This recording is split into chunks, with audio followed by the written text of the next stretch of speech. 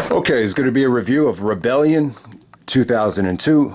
On top of that, there'll be a review of Smackdown Thanksgiving 2002 as well. This is, an essential part of the Smackdown Super 6 era.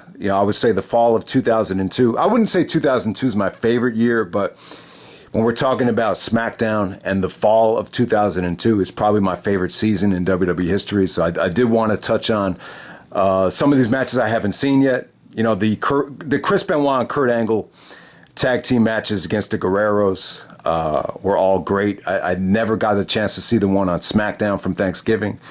And I really think the one in Rebellion has a great atmosphere.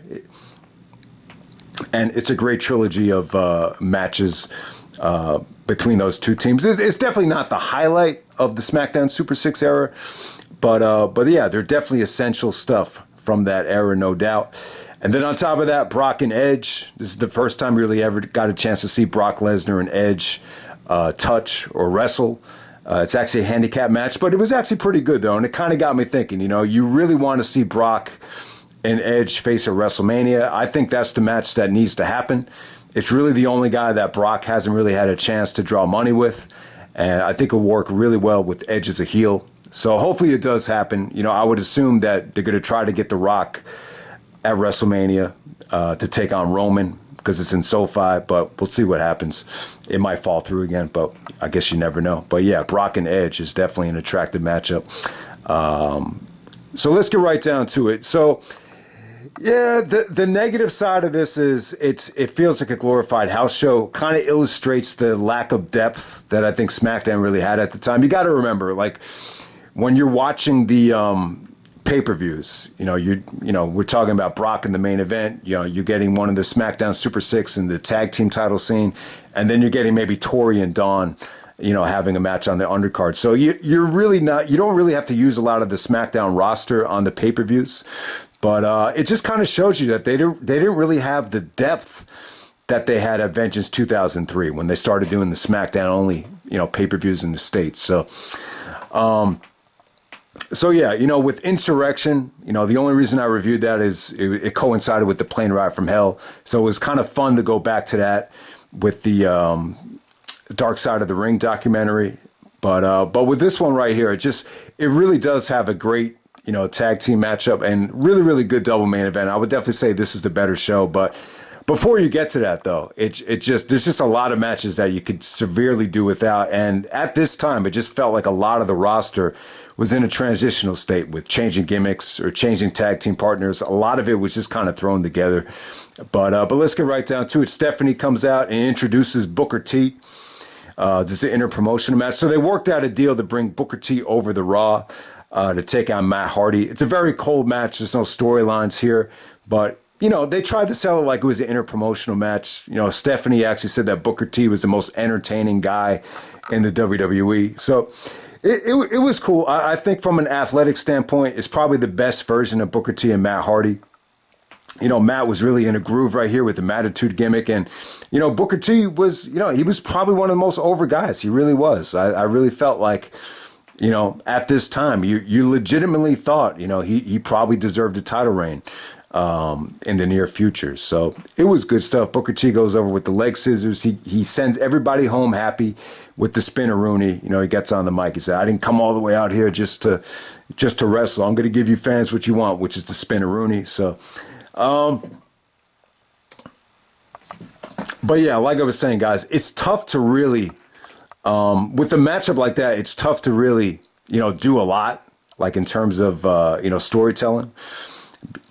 Because it felt like it was just kind of, thrown together out of the blue. All right, so next up, you got Billy Kidman and Torrie Wilson, who were actually at the time, they were really a couple. They actually French kiss after the match is over. And they're taking on John Cena and Dawn Marie. Yeah, John Cena and Dawn Marie, I think they would have made a great couple. A lot of things to say here. I'll try to keep it short. But yeah, this being an intergender match, it really hit a lot of the weaknesses of Torrie and Dawn. I like the feud. I like the interaction between them. One of the great things about this feud is Dawn's like jealousy look. A lot of times it looks legit. It looks genuine.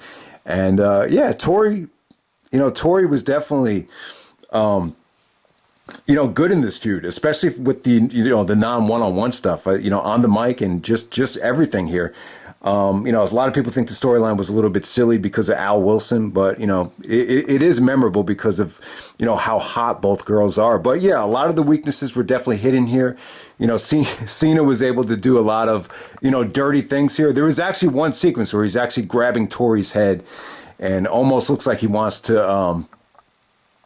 Almost like mocking her by grabbing her head and what there. So yeah, really, really some of the most dirty stuff Cena's ever done. In terms of John Cena, this is a huge week for him. He was going to go on to, become Vanilla Ice at the Halloween party, and his career really took off from there. So this weekend is probably like the last time where Cena's future was really, uncertain. And this is probably the most jacked up I've ever seen Cena in the WWE. It almost looks like a bodybuilding version of John Cena. Like he looks scary huge at the time. Well, yeah, man. I mean, pretty good stuff. The ending actually comes when Billy Kidman goes for an insecurity and does the shooting star press to Cena. The ending could have been a little bit better executed, but Torrie was able to kind of spanked on, and it was really just a playful intergender match right here. It was definitely cool, and yeah, it's almost like Cena was taking a back seat to Dawn Marie, so it's almost like funny watching this thing back. But yeah, it really is a crazy story how Cena was able to use that Vanilla Ice costume and just kind of propel himself. But the great ones always find the way. So. And I just want to mention here, like, if there's a lot of like DVD extras here with Cena, just doing behind the scenes extracurricular stuff that he didn't have to do. You could just get the feeling that he did them by choice. And you kind of get the feeling like if Cena never got the main event push, he would have been that guy. He would have been that guy just doing anything it took, just to get to the next level. So another reason why I say I think Cena's a really good role model. But yeah, I'm not going to talk about a lot of these other matches in depth. I thought Funaki and Crash was actually really good. They only got 5 minutes out there, but it was good. Funaki, usually he would only get on TV doing the Smackdown #1 announcer thing. Crash would only get on TV if it was like a hardcore match or a run-in. But you really get to see how good these guys were here. There's a lot of nice action between them, fluid stuff. Lots of nice counters, standing switches. It just flowed really nicely. Crisp, sharp. Really shows you how underrated Funaki was. I mean, he really wasn't wrestling a Japanese style, but I was just surprised with how good both guys looked. And yeah, both guys, this would never get a chance to be on pay-per-view, like a regular United States pay-per-view. So it was cool to actually see them go out there and just do their thing, even though it was short. All right, next up, you have a triple threat match for the Cruiserweight Championship. You got Jamie Noble with Nydia. Nydia was huge here, taking on Rey Mysterio and Tajiri. So Tajiri gets eliminated in the first minute. He actually takes a Gibson bomb or a Noble bomb from Jamie Noble. I guess you call it the Tiger Driver at the time. So Tajiri's like not even in this thing. So it's pretty much just Jamie Noble taking on Mysterio.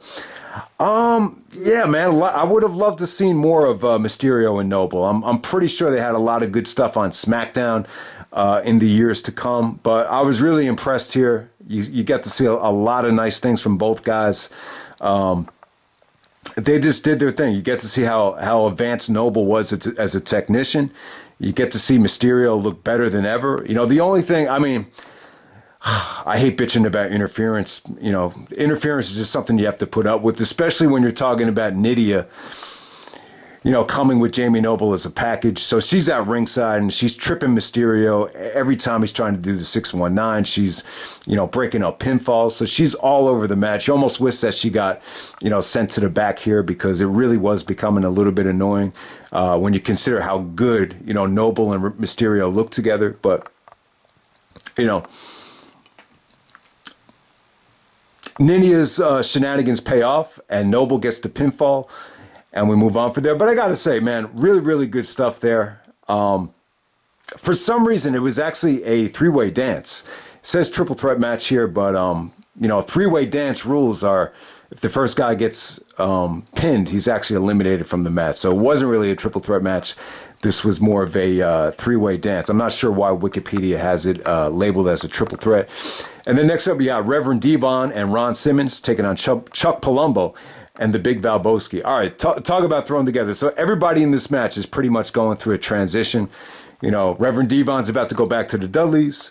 You know, Ron Simmons, you know, he's kind of just waiting for Bradshaw to come over the Smackdown so they could, you know, do the APA. I think this is even before the damn stuff happened.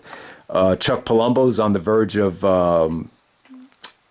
you know, breaking away from Billy and Chuck. So he's totally without the Billy and Chuck ring attire and the gimmick. And then the Big Valbowski, you know, Val Venus is just going by the Big Valbowski at the time. He's pretty much transitioning into being the chief of staff of Raw. So everybody in this match is pretty much just, you know, transitioning into something else. So it was very, very short. You know, you get to see Polumbo actually do a couple of super kicks here, but ultimately he got schoolboyed by Reverend Devon. So Devon is still doing the Reverend stuff at this time. I thought he totally dropped the gimmick by this point, but it wasn't until Survivor Series. Survivor Series was, a couple weeks after this where he actually reunited with Bubba. And then we have another match that you really could have done without. You got Rikishi taking on Albert. This is a kiss my ass match.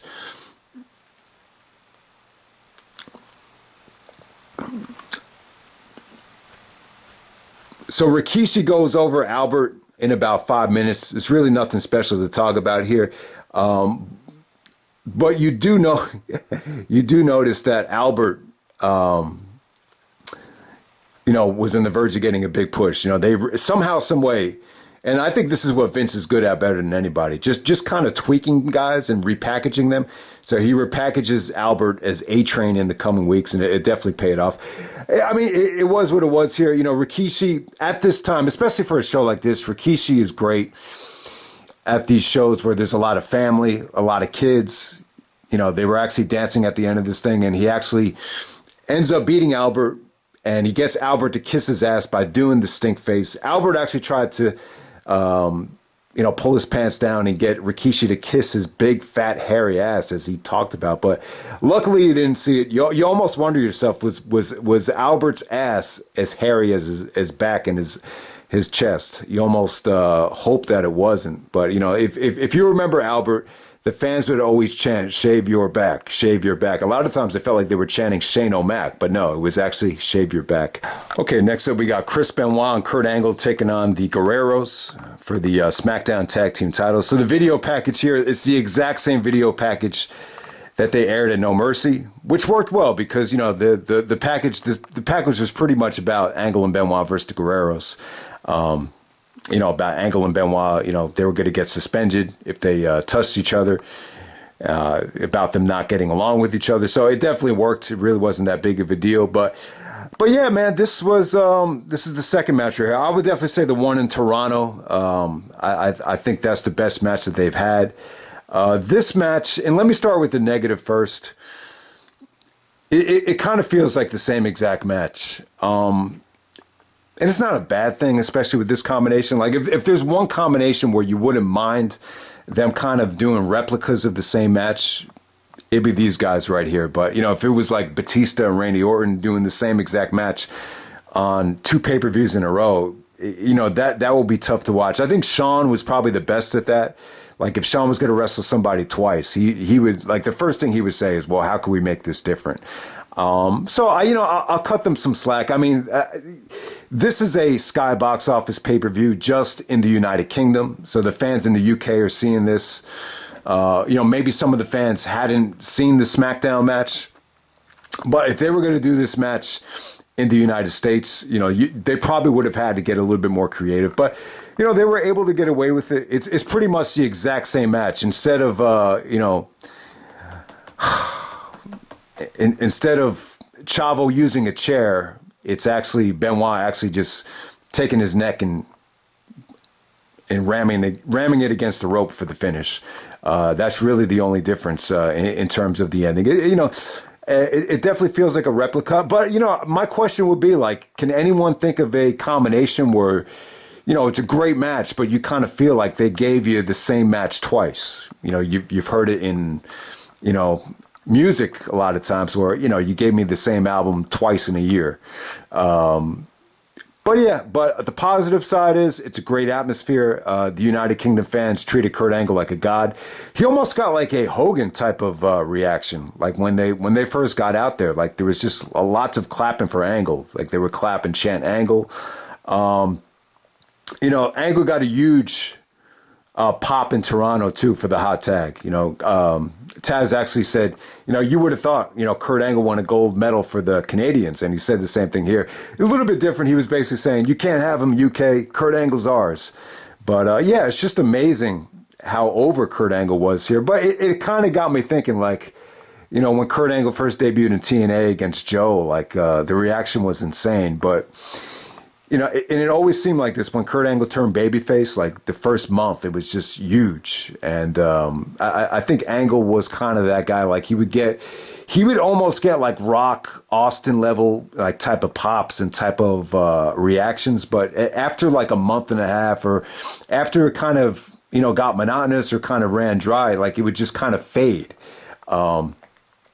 So the UK, they don't really get that many pay-per-views, so they treated Kurt Angle like a god here. Benoit was doing a lot of selling in these matches.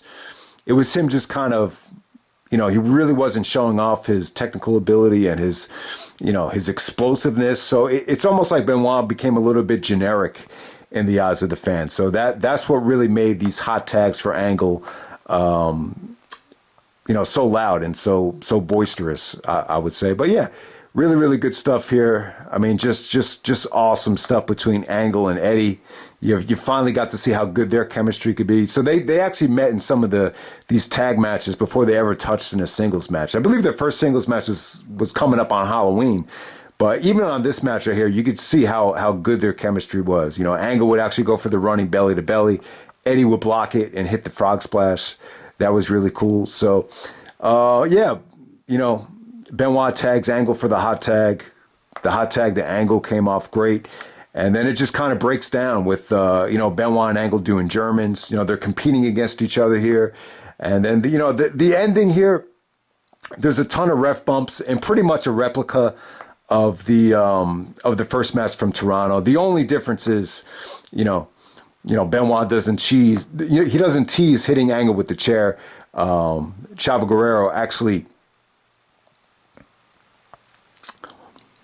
gets rammed across the ring by his neck, and then Angle actually hits the Angle slam just like he did in the Smackdown match to get the victory there. But yeah, good stuff. They get a lot of time. They get about 20 minutes out there. They're able to do their thing. Kind of feels like the same exact match as the Smackdown match. But the atmosphere in the UK, it was just a little bit better here. And I think both atmospheres were great. So. Great stuff between both guys. I mean, the ending comes with, or after the bell, Benoit and Angle are basically shoving each other, trash talking to each other. And then the Guerreros, try to steal the tag team titles behind their back, but Angle and Benoit see them. And they, so it's kind of like this might have been like the first time you got to see a glimpse into that, lying, cheating, and stealing thing from the Guerreros. So, that's pretty much what it was right there. So let's get on to the main event. We got Brock and Paul Heyman, with Brock defending the WWE Championship against Edge. All right, so I think when some people look at this match, you'll kind of not be interested because it's a handicap match, and maybe you'll think that Heyman, took away from the match. But he really didn't, though. It was pretty much Brock and Edge for about 20 minutes, and it was good stuff, man. It's funny. This is technically Edge's first title shot ever. He actually cut a promo with his Edge Army shirt. It's funny. They were trying to get Edge. Paul Heyman said he wanted to, make Edge the top babyface on SmackDown. So I don't know if this Edge Army thing really worked. I mean, I remember Taz tried to get it over one time, and he said, "The Edge Army digs Edge," but I don't really know if. The Edge Army really, I think, maybe the Edge Heads thing was a better name for that. Like Shawn called his fans the Clique. Undertaker used to call his fans creatures of the night. The Rock called his fans the people. I don't know if Austin or Hogan called his fans the Hulkamaniacs. I don't think Austin ever had a name for his fan base, but you get what I'm saying there. So yeah, it's almost like Edge has kind of negated this match. In 2004, when he turned heel, he kind of used this fact that he never got a title shot as a way to turn heel. So I guess because most of the world hadn't seen this match, you could kind of ignore this as technically this is Edge's first title shot. And yeah, he seemed like he was motivated. He seemed like he was up for it. I thought Edge emptied the tank here. The demeanor in the match came off like this to me. It felt like Edge really tried to make the most of this. Brock kind of had the attitude like he really wasn't in the mood. He had stitches from the Hell in a Cell. Heyman actually had his forehead all bandaged up as well. So give Brock credit. He's, flying over to the UK right after Hell in a Cell, that war. So you want to give him credit there. But yeah, I don't know. It just felt like it took Brock a while to get into this thing. But as the match progressed, Brock seemed to get a little bit more pissed. And then once he got into a rhythm, I thought it got great. I thought Brock did some really nice submission work on Edge. Obviously the Brock lock, and there's actually a Boston Crab where he just sits on Edge, trying to put all the pressure on his core. So I thought that was really cool. But yeah, I mean, Heyman really didn't get involved in this match. I mean, I think there might have been one spear on Heyman where Brock actually had to come in the ring and save the count. But other than that, you got to see a lot of Brock and Edge work together. There was a ref bump. People want to bitch about the ref bump. Well, what it did was, they were able to do some creative stuff with the chair. Edge actually beats Brock to the punch and spears him before he swings with the chair. So that was a great near fall. The fans were behind Edge for that. And the ending actually comes when Brock actually takes the chair after Edge goes for a double axe handle and takes the chair and clocks him in the ribs. And then he F5s him.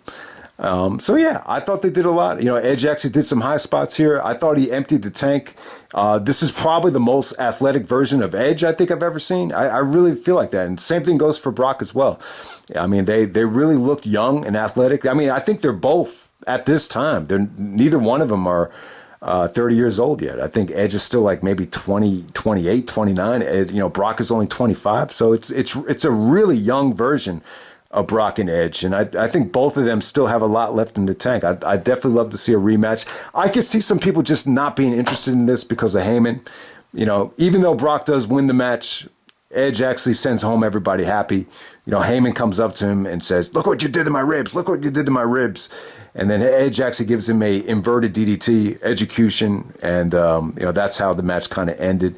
And it's funny too, like Edge, on the DVDs, they're not allowed to use the Rob Zombie theme, but on the network they are. So it's really, really, really weird. I guess that has something to do with, the rights fee with the Rob Zombie music. But I don't know. You would think because they weren't allowed to use it on DVD, they wouldn't be allowed to use it on the network. But no, seems like the Rob Zombie stuff is still there for all of Edge's stuff in 2002. So that's just an interesting side note. Yeah, I know this was a tough one. I know it's a glorified house show, but I really love, the Guerreros match. I really think it's an awesome match, even though it does feel like a replica, pretty much the same formula as a Smackdown match, but it's a formula that worked though. So I'll definitely say that. So we'll move on to Smackdown Thanksgiving. Okay, it's going to be a quick review of Smackdown from Thanksgiving of 2002. Okay, so this is one of the problems SmackDown used to run into back in the day when it was on Thursday, is that they'd have to run on Thanksgiving. And, the problem is a lot of people are traveling. I remember I was away for Thanksgiving of 2002, so I wasn't able to, see this show. For any other year, I probably wouldn't have cared. But yeah, I never got a chance to see the third match in this tag team trilogy, so was finally able to see it. I think when I did the SmackDown Super 6 mixtape review, I don't think I had the WWE Network at that time, so I don't think I covered this show. But yeah, it was cool. So let me start with the tag match first. This is the Guerreros as the champions. So they actually won the belts at Survivor Series in that tag team triple threat. So the Guerreros are defending it against Angle and Benoit. Angle and Benoit got to give it one last shot. before they go their separate ways. Yeah, so this is the last time Angle and Benoit ever tagged together, at least, during this era. I think they might have tagged again the next year leading up to Survivor Series. But, yeah, my question here was, how are they going to make this different? What was really different about it is, after teasing the split between Angle and Benoit, they finally, cost each other the match right here. I mean, they made Angle look really dominant here, because he was going to get the title shot at Unforgiven. So when Benoit actually locked Chavo in the crossface, Angle's ego couldn't handle it, and he disrupted it. And then Benoit did the same thing. When Angle had an ankle lock, he disrupted the ankle lock. So they're just arguing the whole match, and that's pretty much what cost them the match right here. But yeah, I mean, pretty much the same formula. Once again, they're in South Carolina for this show, by the way. So you'll noticeably hear that the crowd, they were cheering, "We want Angle, let's go Angle." They do the hot tag to Angle, but it wasn't what it was in Toronto and the United Kingdom. I just think, the cities like that in countries that don't get no WWE on a regular basis, they just have the reaction just wasn't what it was in the other countries, but it was still good. They still got the job done in terms of getting Angle the hot tag. But yeah, I mean, pretty good stuff right here. What really stands out here is Eddie actually doing a low blow to Angle after a couple of Germans. Somehow, some way, Angle actually gets out of the way from the frog splash and does a couple of Angle slams to both Guerreros. And then, after Angle does see, Benoit lock the crossface in, he just can't handle it. But, after that, though, you'll almost forget they actually did that Benoit Jericho spot. So, back in the day, when Benoit and Jericho used to tag, they did that awesome spot. And I think I like Benoit and Jericho as a tag team better because, they got along. You didn't have to worry about them, turning on each other until you got the King of the Ring. But, they finally did that ankle lock crossface spot where they both had the submission locked in. I think that's the first time they did it. But, this match just had a lot of that. Them just competing against each other. They're actually simultaneously delivering Germans at the same time. So it was good. I'll probably say this is the weakest out of the three. The highlight came when Angle actually hit the belly-to-belly out of nowhere that countered the frog splash. And Angle was trying to say that he got the tag, and the referee was arguing with Angle. That enabled Chavo to hit Benoit with the tag belt, and the Guerreros pick up the dirty win. So yeah, it definitely sets up Chris Benoit versus Eddie Guerrero at Armageddon. So it accomplished that. And at the same time, I felt like the match really made Angle look strong. And, his performance, just hitting that belly to belly at the end, it just kind of looked like, he was going to move on to bigger and better things against Brock down the road. So yeah, I mean, it is what it is. It's a pretty good tag match. I would just say, if you haven't seen any of these matches, check out the first one from Toronto. It just had a really, really nice build to it with how they, with what they did backstage, to build to kind of tease the split of the Guerreros actually manipulating Benoit to actually turn on Angle.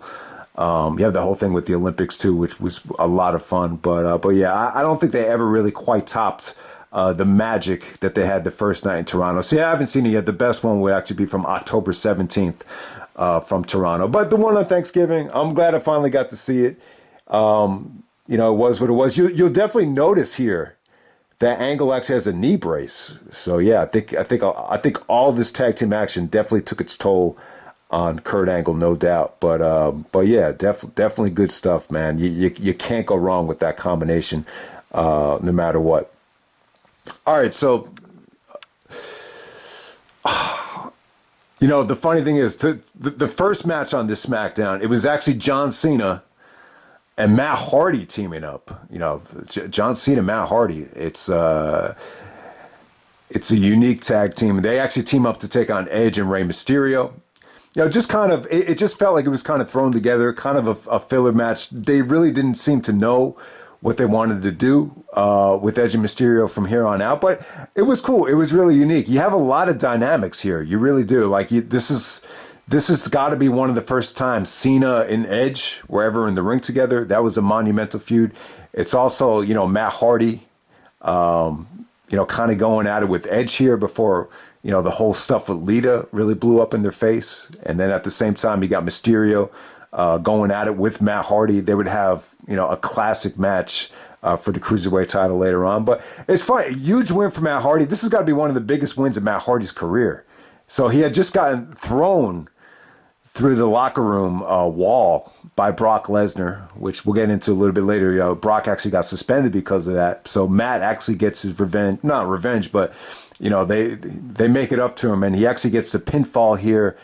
I believe it's actually on, it's either on Edge or Rey Mysterio. But yeah, Matt Hardy does get the pinfall, and John Cena actually hoists Matt Hardy in the air. It's crazy. It's almost like Cena was playing second fiddle to Hardy. And this is when Cena started doing the rap thing. He was actually out there with B Squared, Bling Bling Buchanan. So he didn't rap before the match, but he came out with the the DJ Scratch, rap song. Not really a rap song, but the DJ song. And there we go. So yeah, that was definitely a cool match. I mean, it wasn't great. They didn't get too much time, but it's just interesting to see, how much interactions those guys would have down the road. No doubt about it. But, the main storyline of the show actually opens up with Stephanie McMahon. And Brock actually comes out, says this bullshit that she's going to suspend him. So Stephanie wants to suspend Brock because, Brock actually threw Matt Hardy through a wall, which is crazy. They actually showed a clip of that. And then, it's constantly interfering, trying to screw Paul Heyman, trying to screw the Big Show. So this is right after Survivor Series when, Paul Heyman actually screws Brock and the, Big Show takes the title. It's funny. Heyman's walking around this whole show with the championship. It's almost like they just took the title off of Brock just so Heyman could actually, play with the title. And so really, Big Show is this is the epitome or this is the definition of a transitional champion. So, this was just Big Show was just there, all business. This was just done so Heyman could screw with Brock. Because, even going back to the handicap match, Brock and Heyman had a lot of tension between them. I guess Heyman, I don't know, I guess the storyline was that Heyman just didn't think, I don't know. It doesn't even make a lot of sense. But the bottom line is Heyman, screwed Brock out of the title at Survivor Series because he just wasn't confident that Brock could beat the Big Show. But what you notice about this SmackDown is Stephanie McMahon is just like all over the place. I mean, that's just one of the complaints about Steph was that, maybe she was a little bit awkward at times. I definitely think, when she came back as a babyface, as the GM of SmackDown, there was definitely a learning curve. She was definitely out of rhythm. And I think the biggest complaint that people have, a lot of it has to do with her, creative. I don't know a lot about, the creative because you wouldn't know that much about that unless you're behind the scenes. But, the television time, just a lot of people think she took up, way too much TV time. But I think Stephanie McMahon is a catch, and it's amazing that Vince McMahon, was able to produce, this good looking of a girl. I mean, because Stephanie McMahon is, she's definitely got looks and she's definitely a versatile performer. And she definitely showed it off here. This is almost like a temporary heel turn for Steph. So she actually, Brock is actually starting to intimidate her. He says it's bullshit that he's getting suspended. And then Stephanie actually starts hiding behind security and basically says that Brock is going to be, suspended. And,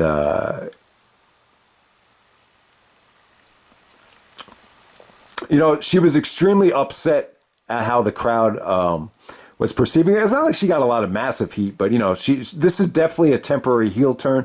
You almost get the feeling like this was done just until Armageddon, when after Kurt was able to turn, then he kind of took the heat back, and then Stephanie went back to being a face. But yeah, you almost forget that this was a temporary heel turn for Steph. She said that she was stressed out because of how the crowd was treating her. So so here we go. So there's a segment between Stephanie and Kurt where Stephanie says that, she's not feeling well.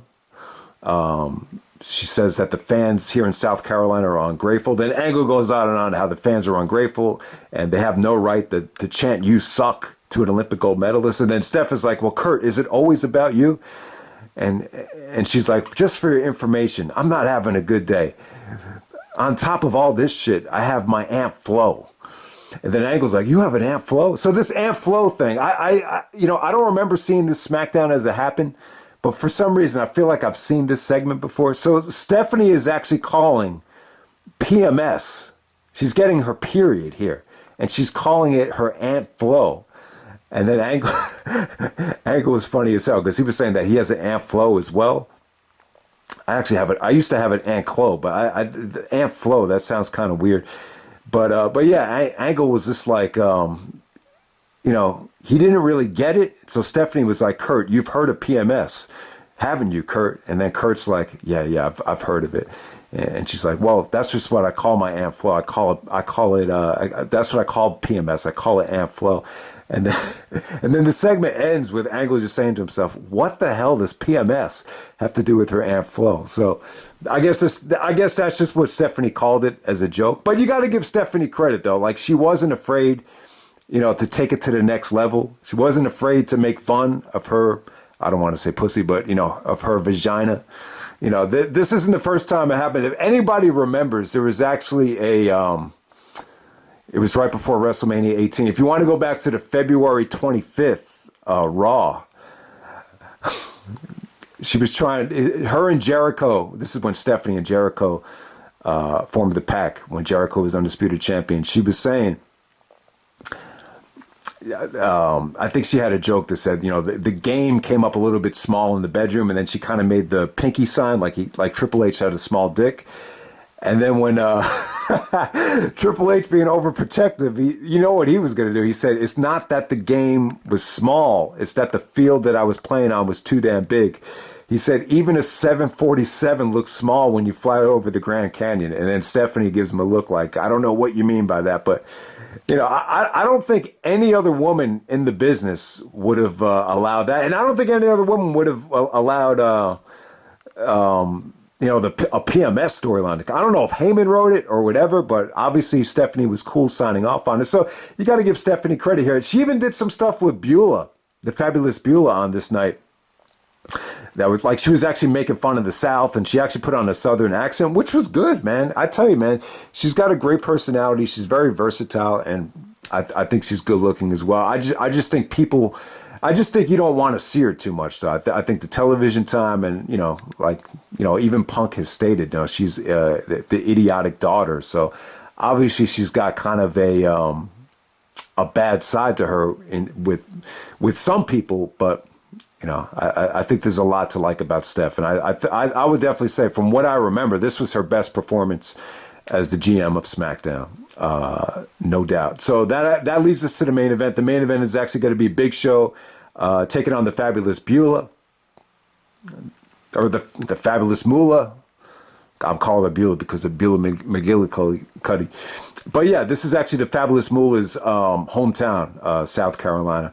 So, it's funny. Heyman was great. Heyman was actually talking to Moolah like he knew her. You almost get the feeling like when Heyman was a photographer back in the day, that he actually had actually was friends with her, because Heyman, used to go to the Garden, back in the old days. So, so he was great. He actually said, Big Show isn't going to do anything to you, but what if you were Brock Lesnar? And then all of a sudden, Brock comes out to make the save. Brock puts Big Show through the announce table. He F5s him with the bad ribs. So Brock actually had bad ribs. That was a way to kind of write him off of, not write him off of TV, but, to get him from wrestling, because I believe he actually broke his rib from trying to suplex Big Show. But yeah, it's amazing how easy, Brock was able to F5 Big Show. But yeah, I mean, in terms of Brock, being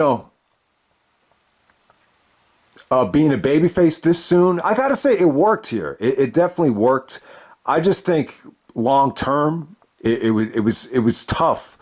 It was going to be tough to keep Brock this hot. But initially, man, I gotta say, especially after Survivor Series, the suspension, especially Big Show. Like Big Show, I think they really used Big Show, just to get the title off of Brock and just to get Brock over. I mean, he was the perfect guy to get Brock over as the monster babyface. And you could just tell, like, it gave Lesnar a shot of adrenaline too.